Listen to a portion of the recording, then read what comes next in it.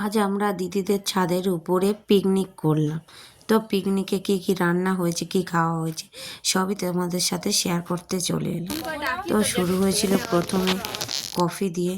তো সবাই আমরা কফি নিয়ে নিলাম।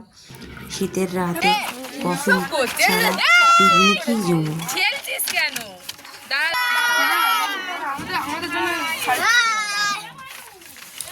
এদিকে দেখো আমার দিদিভাই এখন কড়াতে রান্না বসিয়ে দিয়েছে আর গান চলছে।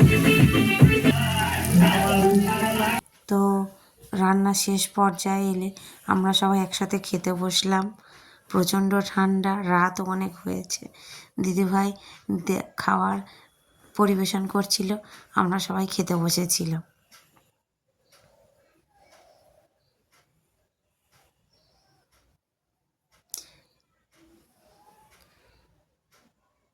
তো আজ আমাদের রান্না হয়েছিল এটা বাঁধাকপির ঘন্ট, ডাল, পাঁপড় ভাজা, ভাত, চাটনি, মাংস।